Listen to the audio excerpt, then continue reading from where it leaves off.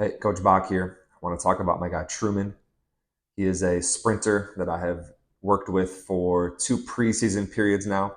So the fall and winter heading into spring track season. So his freshman track season, he had a PR of 11:78 in 100 meters. He had a very windy 11:3. It was a plus 5.6 wind.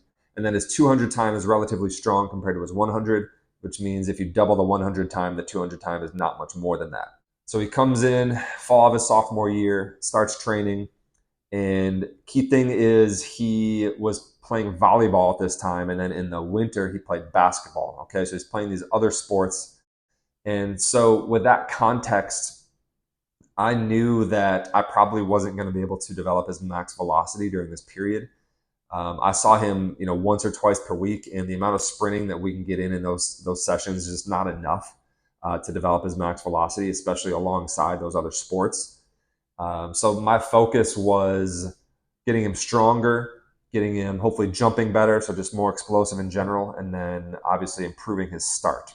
Okay, he came in as a self-proclaimed slow starter, much stronger in max velocity and speed endurance. That's why his 200 is good. But he is not what I would say a hopeless slow starter. So you have some people where they have some talent for max velocity. Once they get moving, they can just glide and bounce off the track, but they just don't have those general explosive capabilities for a fast start. Truman is not that. He actually was like fairly good jumper coming in, fairly twitchy athlete. He just hadn't developed the strength or the technique for fast acceleration. All right, so that was my focus in the fall and winter alongside volleyball and basketball. Okay, so my expectations they were accurate. Okay, so we got him stronger, improved his broad jump, his vertical jump, improved his start by December or January. That first preseason, his 20-yard and 40-yard times were actually not slow at all. He was actually competitive with like the fast football kids that we have in our gym, for example, right? Like fast receivers and running backs.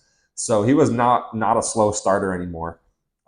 Certainly in track, there's going to be some people that still make him feel like a slow starter, but yeah, definitely didn't look like a weakness compared to athletes in general. Okay, but the key thing is this was all general development, right? Improved strength, improved jumping, improved acceleration. His max velocity was not particularly good at this point, though. Okay, because he hadn't been focusing on that. So we had done, up to 60-meter sprints, like plenty of that, but it's just not enough sprinting and not enough of a focus on max velocity in order to see him, hit like new levels there. Okay, so I think going into that first track season, I'd only seen him crack 9 meters per second once or twice. All right, and again, that's what I expected based on like the context and the amount of work that we were going to be able to do. But he goes to spring track season, starts running a whole bunch, opens the year at 11.5 in the 100, works his way down, runs 11.19. Okay, so he's consistently faster than the previous year, and that's great, right? That's successful development. It's a good year, and realistic expectations for doing volleyball and basketball for a big chunk of the year, right? Certainly, if he sold out on speed and ran track for the whole year, he probably could have had a faster season. But I mean, he's 15. Like you can make the argument that getting some more general development and not having track take over your life might be actually better in the long term for him. Okay. So that's the model right there. It was general development first, and then specific development. That's kind of the formula for track athletes who are not beginners anymore. Okay. Yeah, it's not just 100-meter PRs every month all year long, right? That's once you're full grown and once you're not a beginner in track, that's not really the way things go. Okay. All right. So that was year one. Year two, unfortunately, in the summer, he had a water sports related back injury. So that kind of held us back.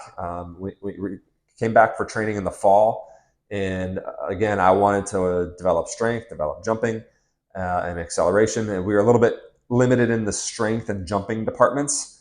Okay. But we worked around it, still managed to get stronger, still managed to improve acceleration during this time. But the big thing is he didn't play volleyball and basketball this year. Okay, so this is his junior year of high school now. He actually started running with a track club at some point in the fall.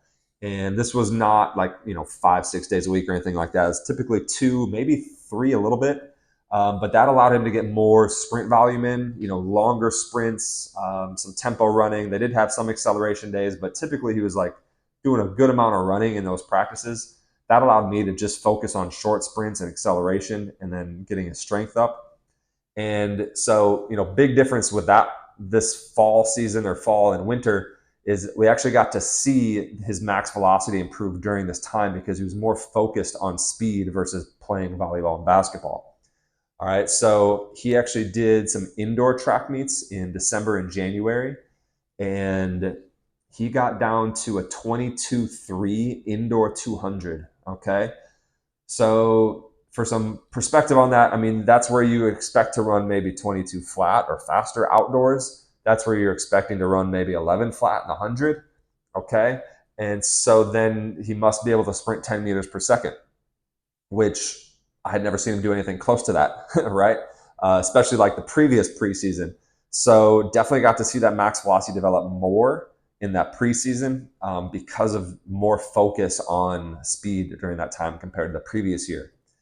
So then he goes to school track season, and of course they run him a whole bunch at the start, and they're not resting him for meets, so he's not starting the year at his fastest, but kind of worked his way down and recently ran 1093 and 22 flat in the 1 and 2. So again, it's been another successful year, consistently faster than the previous year. And I don't think we've seen his best performance yet. It's been, I think, 3 times in the past few months that he's texted me, said he's competing at his meet and is sick. So yeah, I don't think we've seen the fastest version of him yet. He came in for a workout a couple weeks ago where he had a week without a meet. So he had a little bit of some off days and stuff. And he came in for a workout with me because he needed to sprint. And he went 10 meters per second in a fly time. And, this is just by himself in a workout. And it turns out he played basketball for 3 hours the day before, right?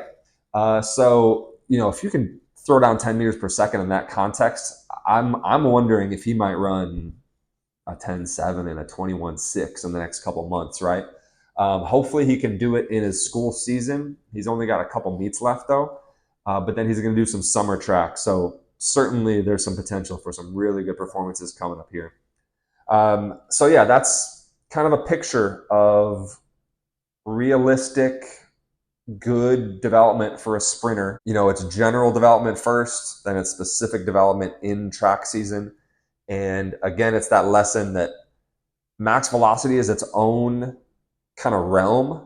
You can get generally more athletic and your max velocity doesn't necessarily get better. It could even get worse, okay? You really have to have that specialization in it for a period in order to see the fruits of your labor, like the fruits of all that general development pay off in the specific, okay? And also, that specialization in speed requires some sprint volume, all right?